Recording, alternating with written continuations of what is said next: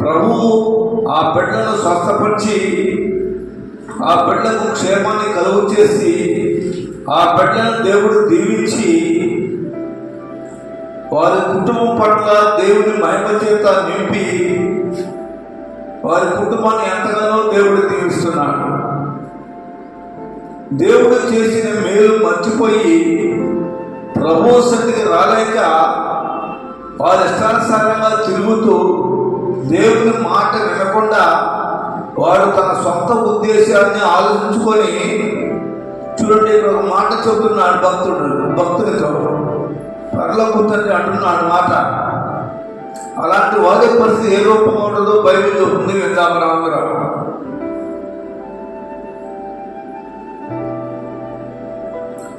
12వ వచనం 11వ వచనం చదవండి ఒకసారి.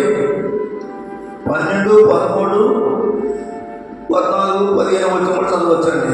చదవండి ఒకసారి బైబిల్ చదవండి. కీర్తన 7. ఒకడు మల్లని ఎడల ఆయన తన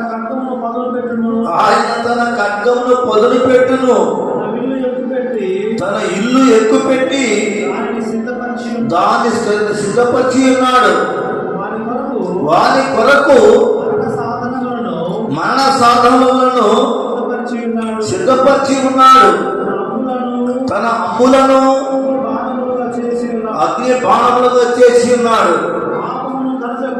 ఆత్మను కరుటకు వాడు ప్రసవేదన పడుచున్నాడు. చేటును గర్భమున ధరించిన వాడై అబద్ధమును కని ఉన్నాడు.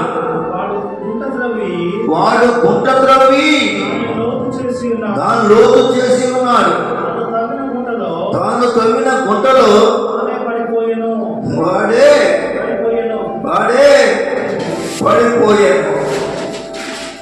దేవుడు తన బిడ్డను ప్రేమించేవాడు ఆయనే, తన బిడ్డను శిక్షించేవాడు కూడా ఆయనే, బిడ్డలు లేవనెత్తువాడు కూడా ఆయనే, బిడ్డల పొంగ తీసేవాడు కూడా ఆయనే, బిడ్డల దేవుడు దీవించేవాడు కూడా ఆయనే, క్షేపించేవాడు కూడా ఆయనే. సమస్తము ఆయన చేతుల్లో ఉన్నవి. మానవుడు తన సొంత బుద్ధిని ఎప్పుడైతే ఆధారం చేసుకొని నేను ఆరోగ్యవంతుడిని అయినాను, నాకేం పొందవనిక, నేను చర్చికి పోకపోతే మాలే, నాకేం పర్వాలేదు అనే దృష్టి ఎప్పుడైతే కలుగుతుందో అపవాది పెట్టిన తలంపు అని గుర్తించి మీరు ప్రమోషన్కి రాకుండా అడ్డుకరంగా మీరు ఉండమాకండి. దేవుని మాట విని ప్రమోషన్కి వచ్చినప్పుడు వాళ్ళు క్షేమము దేవుడు దీవిస్తాడు. లేకపోతే ఏసైతే తన ఖడ్గములకు పదును పెట్టినట్టున్నాడు. మాట వినకపోతే అమ్మారండి. దేవుని సేవకులు దేవుని బిడ్డలు ఇంటికి వెళ్ళకపోతే అమ్మ చర్చికి రండమ్మని చెప్పేది ఏడు కోసం పిచ్చోదయ్యా, ఇది రమ్మని 2 లక్షల రూపాయలు వ్యక్తమనే, నువ్వేదో పెడతామనే, దేనికోసం వచ్చేది, నేనెందుకు రమ్మని పిలుస్తున్నారు? దేవుని ప్రేమ మీ పట్ల ఉంచాడు దేవుడు. ఆ ప్రేమను బట్టి దేవుడు మిమ్మల్ని ఏమన్నాడు? రమ్మని పిలుస్తున్నాడు. ఆయన రమ్మన్నప్పుడు ఆయన మాట విని వస్తే ఆయన మిమ్మల్ని ప్రేమించే దేవుడు, మన దేవుడు దీవించే దేవుడు. ఆయన మాట వినకుండా ఉంటే ఏమన్నాడు దేవుడు? ఖడ్గానికి పొదును పెడుతున్నాడు. ఎవరి మీద? దేవుడు నామానికి స్తోత్రం కలుగుగాక. దేవుని ఖడ్గం ఎప్పుడు పొదును పెట్టి ఉందండి. ఆయుధం మెరుస్తుందండి. ఆ కత్తి మలినం పట్టుందండి. ఆయన ఖడ్గము, ఆయన మాట వినడం చాలా ధన్యులము, దీవించబడతా. కొన్ని కుటుంబాలు దేవుని మేలు పొందుకొని ప్రభుత్వానికి రాలేక యేసయ్యను వదిలేసినప్పుడు అపవాది వారి కుటుంబాన్ని ఆడుకొని వారి కుటుంబాలు ఏమైపోయాయి? శిథిలమైపోయాయి. సాతానుగాడి చేతుల్లో చిక్కుబడి పోవుడు కంటే దేవుని సన్నిధిలోని సత్యములో నిలబడి దేవుడికి నమ్మకంగా జీవించినప్పుడు దేవుడు మనం దీవించేవాడు. నీకు ఎప్పుడైతే దేవుడి మాట వినకుండా ఉంటారో దేవుడు వేసనే శిక్ష విధించేవాడు. చూడండి, బైబిల్లో ఒక మాట మనం చదువుకున్నాం. 14-15 చదువుకున్నా. వాడు గుంట త్రవ్వి అది లోతు చేసి ఉన్నాడు, తాను త్రవ్విన గుంటలో తానే పడిపోయాను. వాడు తలంచిన చేటు వాడి నెత్తి మీదే వచ్చును, వాడు యోచించిన బలత్కారము వాడి నడినెత్తనే పడును. నువ్వు చేసే ఆలోచన, నీ తలపులు ఏమైపోతున్నాయి అనుకున్నావు? ఎవరు ఇంటర్లేదు అనుకున్నావా? ఎవరు తెలియదు అనుకున్నావా? మన నోట్లో వచ్చే మాట ప్రతి ఒక్కటి కూడా దేవుడి దగ్గర లేకుందండి. కపట నటనదారుని లోకంలో విస్తరించిపోయాడండి. కపట నటనదారులు ఏమంటారు? అయ్యా రోగం తగ్గే వరకు దండాలు దాస్తాలు పెడతారు, ప్రార్థన చేసే వరకు సాగపడతారు, ప్రార్థన చేసే వరకు వాళ్ళ రోగం తగ్గే వరకు అనేక ఒడ్లేస్తారు, ఎన్నెన్నో మోసం మాటలు చెబుతారు. దేవుని స్తోత్రంలో కలుగుదాకా ఆ మోసపు మాటలు, ఆ మాయా మాటలు ప్రభు వింటున్నాడు. కారణం ఏంటంటే, నువ్వు ఎప్పుడైతే దేవుని బిడ్డగా నువ్వు యథార్థవంతమైన జీవితాన్ని కలిగి నమ్మకంగా నీవు ఉంటే దేవుడి ఎదుట దేవుడు నిన్ను దీవించగా మానడు, దేవుడు నిన్ను వర్తిల చేయగా మానడు. బైబిల్ అంటున్న పాపం కందుకు వాడు ప్రసవేదన పడుతున్నాడు, పాపానికి బానిసగా పాపానికి పరిగెత్తున్నారు, దైవ భయం లేకుండా జీవిస్తున్నారు. ఎవరు? కపట నటనదారులు. కపటమైన నటనదారులు అంటే మామూలు మనుషులేదు. వాడు అయా వచ్చి దండం పెడతారు, ఎన్నో అబద్ధాలు చెబుతారు, ఎన్నో అబద్ధ మాటలు చెబుతారు. దేవుని నామానికి స్తోత్రం. అలాంటి వారు దేవుని సన్నిధికి రారండి. వాడు ఆరోగ్యవంతులైన తర్వాత నీ డాక్టర్ వల్ల కాదు, డాక్టర్ చచ్చిపోతాడు వెళ్ళమో ఇంటికంటే నీ ఎక్కడ పోయినా తగ్గదు. రాబోయే దగ్గర పోతే ఆ చర్చికి పోయి తగ్గిపోతాను ఒక మంచి పేరు ఉంది మనకు. పేరును బట్టి వాళ్ళకి ఆలోచన కదా ఉండిపోతారు. వచ్చినప్పుడు దేవుని ప్రేమ వారి మీద కలిగి మేము వాళ్ళ దగ్గర తీసుకొని వాళ్ళని ఎంతో ప్రేమించి వాళ్ళకి చక్కని భోజనం పెట్టి వాళ్ళ ఓదార్చి వారి కొరకు ఉపవాసం ఉండి కన్నీరు వచ్చి ప్రార్థన చేసి ఆ రోగం తగ్గిపోయే వరకు ప్రభు ఎదురుగా సాగరపడి ప్రభుతో ముఖాముఖిగా మాట్లాడటానికి భారమతో ప్రార్థన చేసినప్పుడు వారి ఆరోగ్యవంతులుగా మారిపోతున్నారు, స్వస్థపడుతున్నారు. స్వస్థపడి వాళ్ళు ఊరుకుంటున్నారా? ప్రభు సన్నిధికి వస్తున్నారా? రాటలే.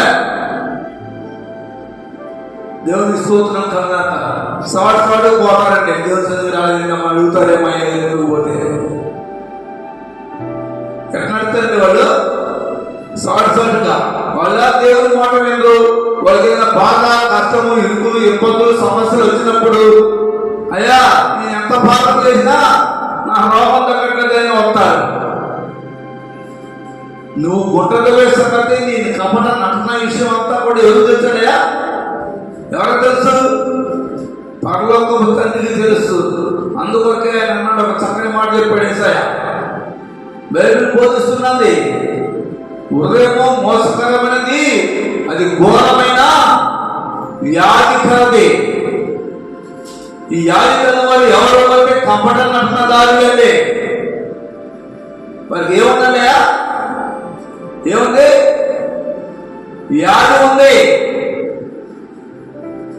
ఆ వ్యాధిని భద్రం చేస్తుంటారు, వాళ్ళే అబద్ధం ఆడతారు. చూడండి, కీర్తనలో 5వ కీర్తనలో మాట చెప్పాడు భక్తుడు, దేవుని నామానికి స్తోత్రములు కలుగును గాక.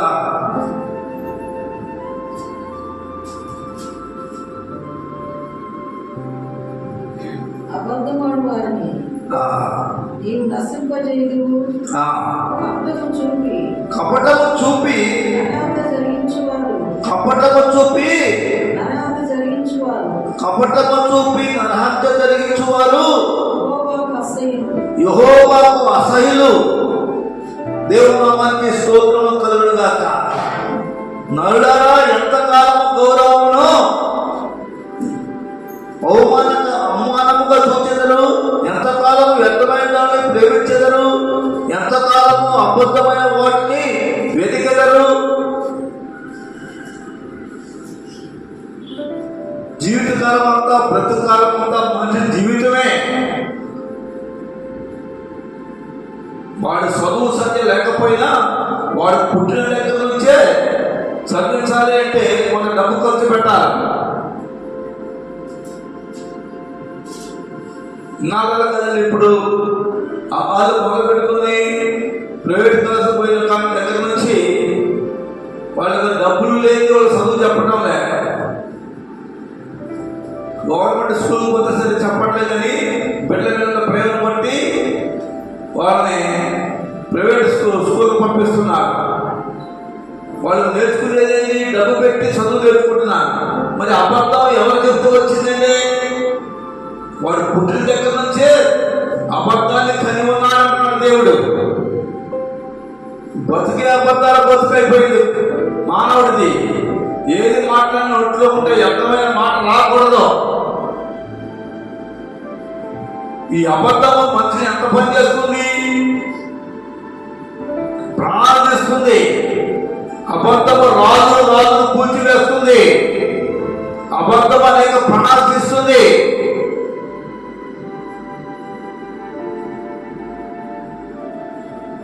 ఎవరైనా మనకు వచ్చారనుకో, మనకు చూసారనుకో, వాడు మనకు అసలు ఎప్పుడైతే వాడు కాయాలి, ఇవి నాకెళ్ళి ఏం చూస్తున్నాను అది తగ్గ అన్నవాళ్ళకు నీ భర్తతో నీ పోయి వాడి మీద ఏం చేయాలయా? కొట్టుకోవాలా? అవునా? ప్రాణాలు తీసుకోవాలా? ఎవరు మాటను బట్టి? అబద్ధాన్ని బట్టి. అవునా?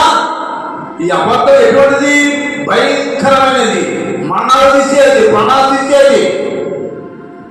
ఇలాంటి అబద్ధాన్ని కలిగి ఉన్నారని ప్రభు చెబుతున్నాడండి.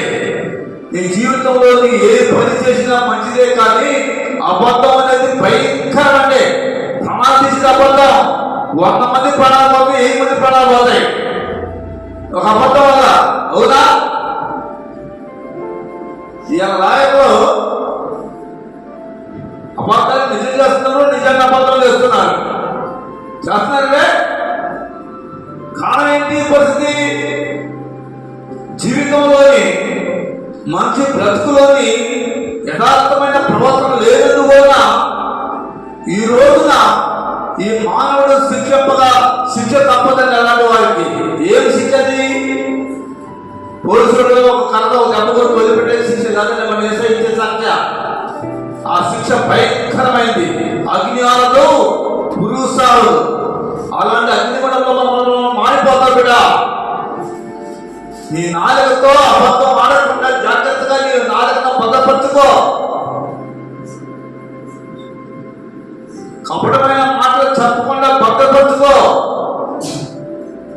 నీలో ఉన్న వ్యాధికరమైన బ్రతుకును మార్చుకో. అబద్ధాలు చెప్పి గుంట తీసి చాలా మంది ప్రాణాలు పోతున్నాయి. దేవుడి పని చాలా పని పాడైపోతుంది. దేవుడి పని పాడు చేసింది ఎవరంటే కపట నటనదారులు, మోసగాళ్ళు, అక్రమస్తులు, సాతాను కొడుకులు.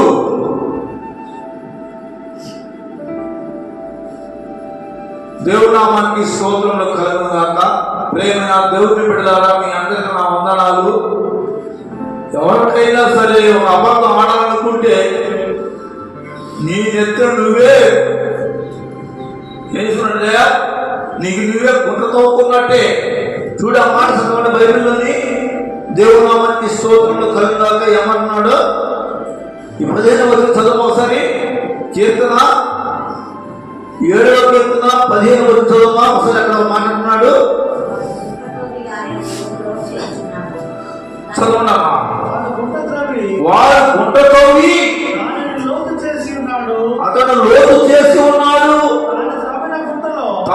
తొలిన గుంటలో తానే పడిపోయాను. దేవుని స్తోత్రములు. హల్లెలూయా, హల్లెలూయా. తాను తొలిన గుంటలో తానే పడిపోతున్నాడయ్యా. ఎంత గొప్ప ఆశ్చర్యమైన విషయం. ఎవరు నీ గుంట? నీకు నువ్వే తోముకుంటున్నావు.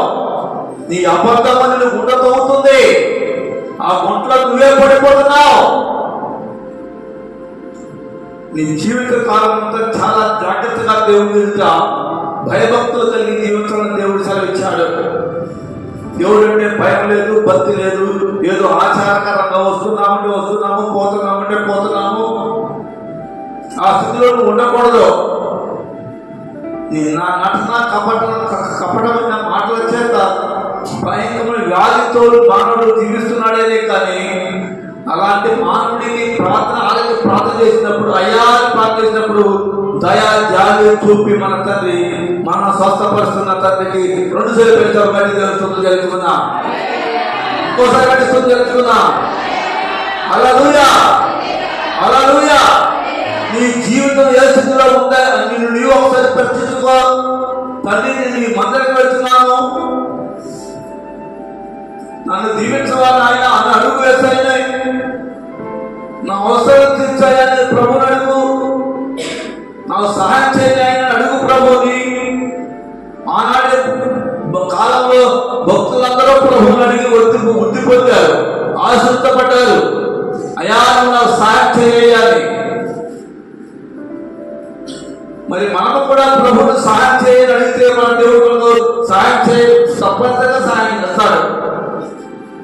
అని అడగలేకపోతున్నా. అమ్మ ఉపవాస ప్రార్థన పెడుతున్నావమ్మా, గొలుసు ప్రార్థన పెడుతున్నావమ్మా అంటే రారండి. వీళ్ళు ఏం చెప్తారు?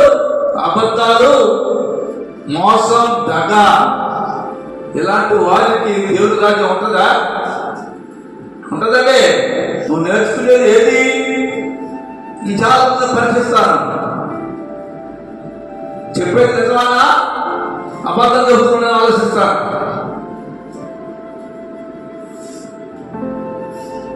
కారణం ఏంటంటే జీవితంలో ఎప్పుడు కూడా ప్రేమ, ఐక్యత, సమాధానంతో జీవించాలి. క్రైస్తవుడు అంటే ప్రేమ ఉండాలి. ప్రేమ దగ్గరే సంతోషం ఉంటుంది, ప్రేమ దగ్గరే ఐక్యత ఉంటుంది, ప్రేమ దగ్గరే సమాధానం ఉంటుంది, ప్రేమ దగ్గరే ఏమంటుందయ్యా దేవుడి మహిమ ఉంటుంది. స్తోత్రం ఒకసారి. హల్లెలూయా, హల్లెలూయా. దేవుడి మహిమ నీలో రావాలి అంటే నువ్వు ప్రేమ కలిగి జీవించాలి.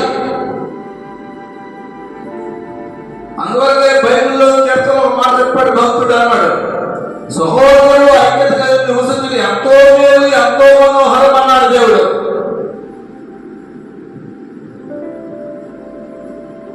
ఇవాళ చాలా మందిని కూడా డబ్బు ఆశతోని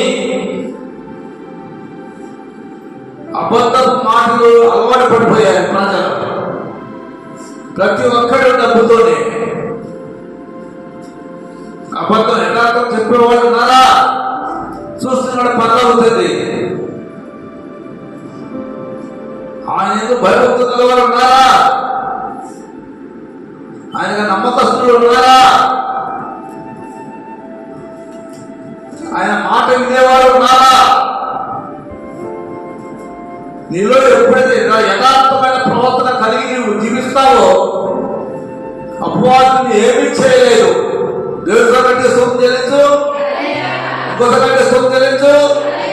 హల్లెలూయా.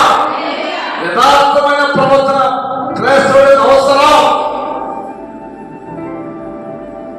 ప్రజలందరికీ అవసరం. యథార్థమైన ప్రవర్తన జీవితానికి మార్గాన్ని చూపిస్తుంది. యథార్థత బైబిల్లో చూడండి, ఒక చక్కని మాట చూడండి. ఒక భక్తులు మాట్లాడుతున్నటువంటి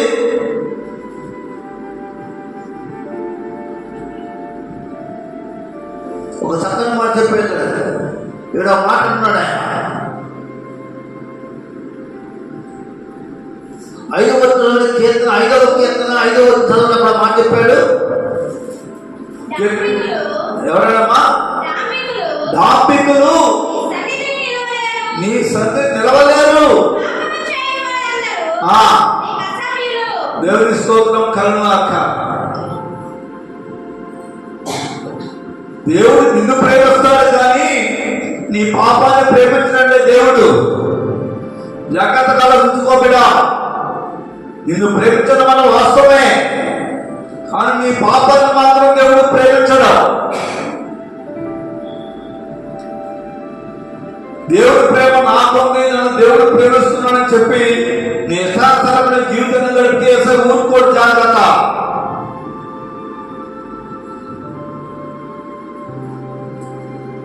ఆయన నీ పట్ల ఎంతో ప్రేమ కలిగి ఉన్నాడు.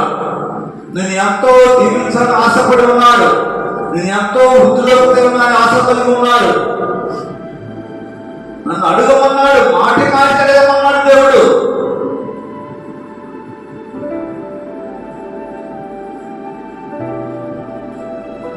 దేవుని స్తోత్రము కలుగుగాక. మనుషుడు ప్రభువుని మాట అడిగేంటే ఇప్పుడు అసలు అడగడం కూడా మానేశారు. ప్రజలు ప్రార్థన చేయడం మానేశారు. చాలా మంది ప్రభు సన్నిధికి వచ్చి వాళ్ళ అవసరం కొరకు వచ్చి వాళ్ళ రోగం బాగుపడిన తర్వాత ఎవరిని ఎదురైతే ఎవరిని కనపడితే అయ్యగారు చర్చికి రమ్మంటాడేమోనని పక్కకి వెళ్ళిపోతారండి. ఏం చేస్తారు వీళ్ళు ఏం చేస్తారు? పక్కన వెళ్ళిపోతారు. వస్తున్నట్టు తలుపులు వేసుకుంటున్నారు. కారణం ఏంటి అంటే జీవితంలోని మనుషుడు నువ్వెందుకు అంత సిగ్గుపడాలి, నువ్వెందుకు భయపడాలి, ఎందుకు దూరంగా పోవాలి? అయినా దేవుడిని ప్రేమిస్తున్నాడు. దేవుడు గట్టేశ్వరం చెల్లించండి, ఇంకోసారి గట్టేశ్వరం చెల్లించండి. మన దేవుడు ఎప్పుడు కూడా ఆయన స్తోత్రాలను చెల్లిస్తూనే మనం బ్రతకాలి. మన దేవుడు ఎటువంటి దేవుడు? మన ప్రార్థన వినే దేవుడు. ప్రార్థనలను విని పల్లకొల్లు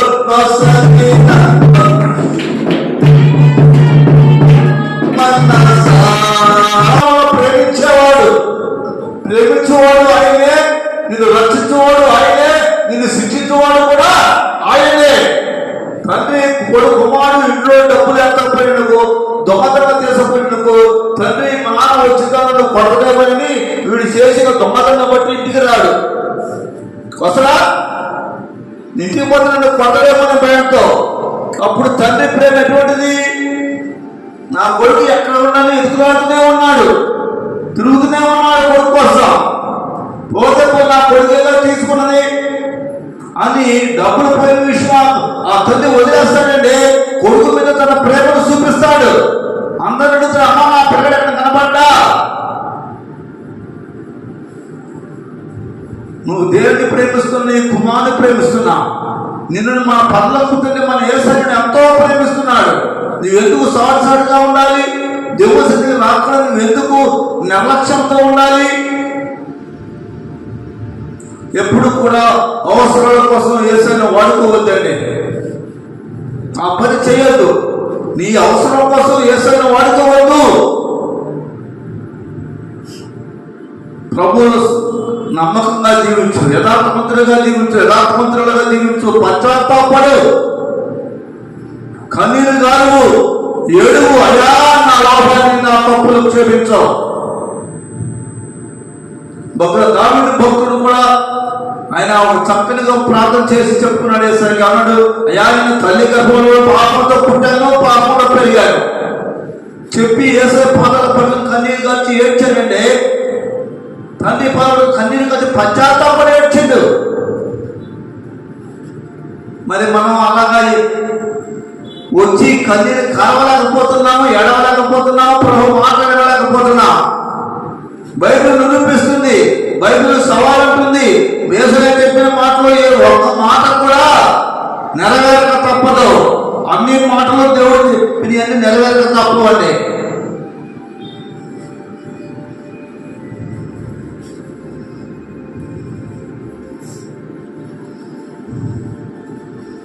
దేవుని స్తోత్రము కలుగునగాక. చూడండి, ఒక మాట అంటున్నాడు భక్తుడు. చూడండి 7వ కీర్తనలోని 3వ వచనం చదవండి.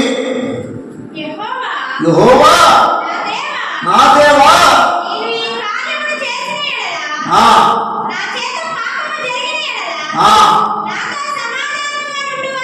ఆ, నేను కీడు చేసిన ఎడల ఆ.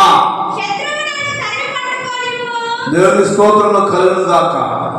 నీతో స్నేహంగా, నీతో ప్రేమగా, నీతో సంతోషంగా ఉండి వాళ్ళని నువ్వు కీడి చేస్తే శత్రువుని పట్టుకోవడానికి సిద్ధంగా ఉన్నాడు. శత్రువు నీ మీద అధికారం చేస్తుందంటే సాధారణ అపవాదే. అది లెక్క చేయరు, వాక్యం మర్చిపోతారు. వారం చర్చకు వస్తారన్నమాట, వాస్తవమే. దేవుని వాక్యం చేత భయభక్తులు లేకుండా జీవించే వాళ్ళు లోకంలో చాలా మంది ఉన్నారు. దేవుని మాట వినకుండా ప్రార్థన చేస్తారు, దశంభాగాలు ఇస్తారు, వారం చర్చకి వెళ్తారు. వాళ్ళ పని ఏంటండియా? మళ్ళీ పాపము. అలాంటి వారిని దేవుడు ఎంతో చూస్తున్నాడు. అలాంటి వాడిని వేసే ఊరుకుంటాడా? ఊరుకోడు. జాగ్రత్త. నేను నీవే జాగ్రత్త పడిపోయా. నేను నీవే సరిదిద్దుకో. నీ జీవితాన్ని మార్చుకో. నీ ప్రవర్తన మార్చుకో. నీ అంతరంగాన్ని శుద్ధీకరించాయా, నా అంతరంగాన్ని శుద్ధీకరించాయని చెప్పి యేసు ఎదుట పాదాల పైన పడి కన్నీరు కాల్చి ప్రార్థన చేద్దాం. చదవాలా? దేవుడి నామానికి స్తోత్రము కనుక పశ్చాత్తాపడమంటారా? ప్రభు మాట వింటామంటారా?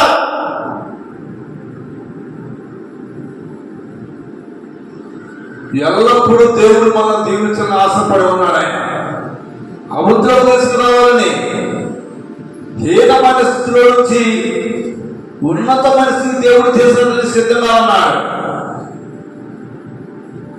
నేను ఒక దగ్గరికి వెళ్ళాను. దేవుని స్తోత్రం కన్నాక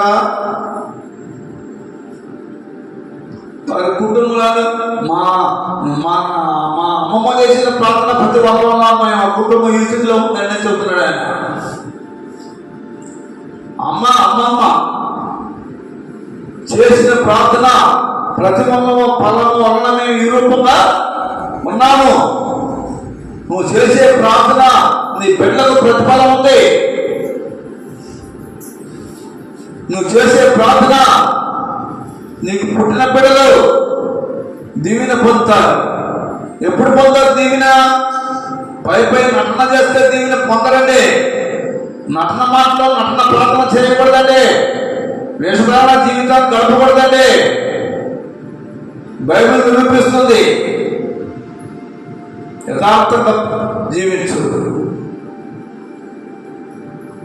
యథార్థంగా బ్రతకండి.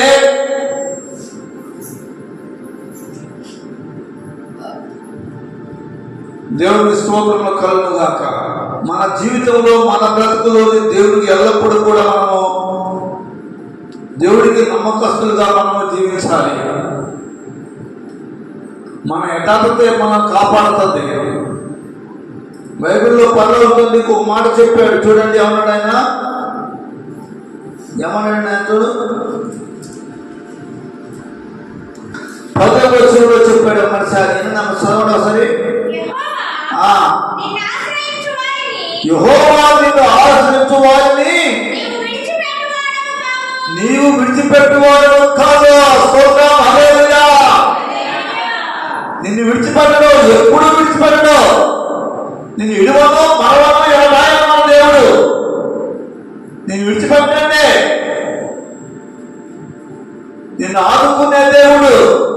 ఆపత్కాలంలో యెహోవా నిన్ను ఆదుకుంటాడు.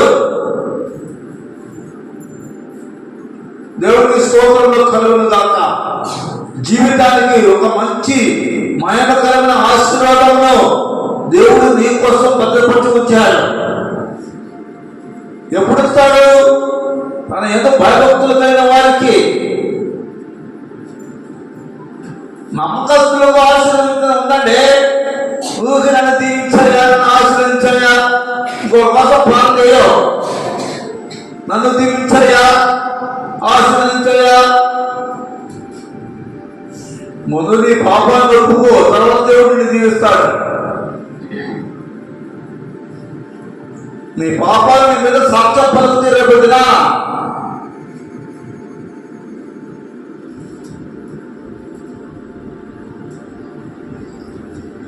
నీవు ఎప్పుడైతే భయభక్తి కలిగి జీవిస్తావో ఆయన కాల్చిన రక్తంలో నిన్ను ఆయన శుద్ధి చేస్తాడండి, కడుగుతాడండి మన యేసయ్య. మన పాపాలు కడిగే దేవుడు.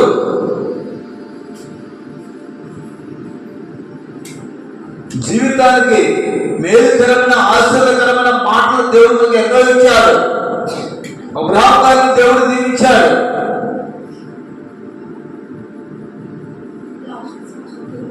ఎంతో మంది భక్తులను దేవుడు దీవించాడు. అందరి ప్రార్థన ప్రభువు వింటూనే ఉన్నారు. దేవుడితో స్తోత్రం చెల్లించండి. 2 సార్లు పవిత్ర స్తోత్రం చెల్లించండి. మన ప్రార్థన విని మనకు ప్రతిఫలమిచ్చే ప్రధాన మాటను మందరం ఎన్నా. నువ్వు పేదరాలుగా ఉన్నావు అనుకో, మాకు నాకు ఏమీ లేవనుకో, మాకు యేసు నీకు కలిగి ఉంటే నీకు అన్నీ ఉన్నట్లే. దేవుడు స్తోత్రం, హల్లెలూయా. యేసుని కలిగి ఉండు. ముందు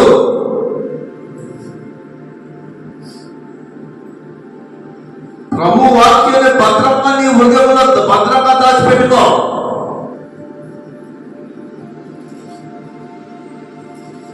కారణం ఏంటంటే జీవితంలోని బైబిల్లో ఒక మాట చెప్పాడు. కీర్తనలో 1వ కీర్తనలో మాట్లాడాడు, దుష్టుడి ఆలోచన చొప్పున నడవాలి అన్నాడు దేవుడు. దుష్టుడంటే సాధారణ, మనం ఎవరైనా సలహా కూడా అనకూడదండి.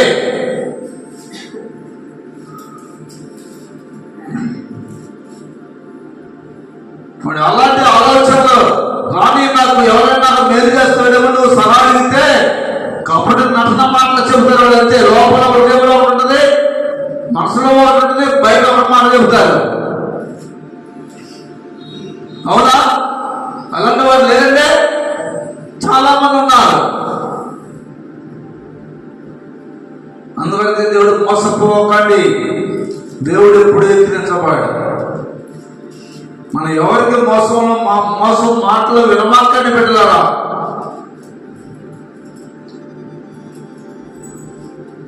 జీవితానికి మేలుకరమైన దివిన ఆశీర్వాదములన్నీ కూడా మన దేవుడు మనకు బైబిల్లో భద్రపరిచి ఉంచారు.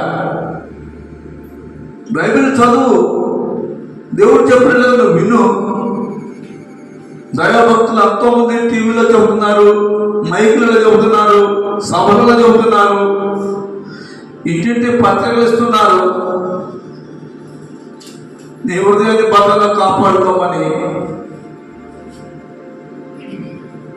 నువ్వు వింటున్నావే కానీ దేవుని నమ్మకంగా యథార్థమైన ప్రవర్తన లేకుండా జీవిస్తున్నా. అందువల్ల దేవుడు నీకు శిక్ష విధించగా మానడు. జాగ్రత్త. నీ కొరకు అగ్నిగుండము పాతాళం ఎదురు చూస్తుంది. ఆయన మాట వినకపోతే నీ కోపం నేర్పజేద్దానే. నీ కోపం నేను ఏం చేస్తుంది?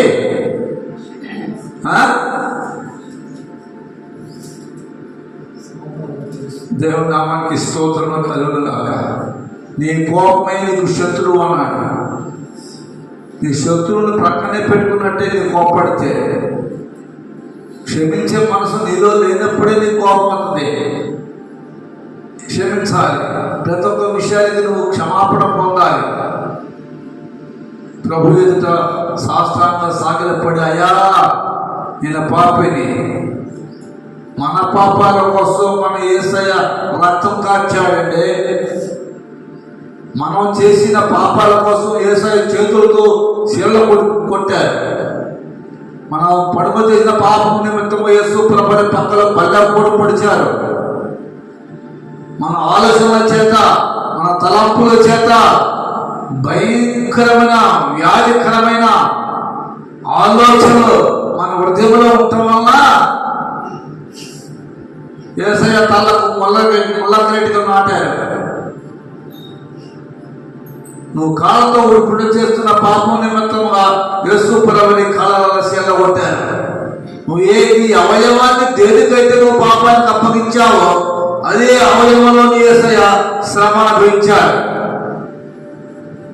ఆయన శ్రమ అనుభవించాడు. ఎవరి కోసం? యేసయ్యలో ఏ పాపం లేదు. పెట్టండి. యేసయ్యలో ఏ పాపం కూడా లేదని బైబిల్ బోధిస్తుంది.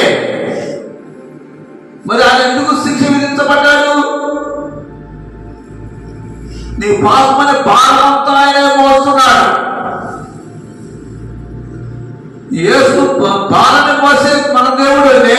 మన పాపాలన్నీ ఆయన మోస్తున్నాడు.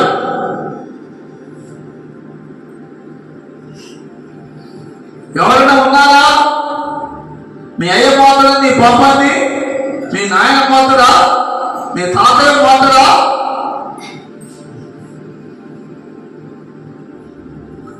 నీ కన్నీరు కాల్చి యేసుక్రీస్తు పాదాల మీద పడి కన్నీరు కాల్చి ఏడ్చినప్పుడు దేవుడు నీ పాపాన్ని ఏం చేస్తాడా? క్షమిస్తాడు. నీ పాపాన్ని క్షమించాలని యేసు తప్ప ఎవరు లేరంటే సృష్టి సమస్త యావత్తులో యేసయ్య మన పాపాలను క్షమించువాడు ఆయనే. మొదటి దేవుడు స్తోత్రం చెల్లించు. మొదటి స్తోత్రం చెల్లించు. సృష్టి సమస్త యావత్తు మీద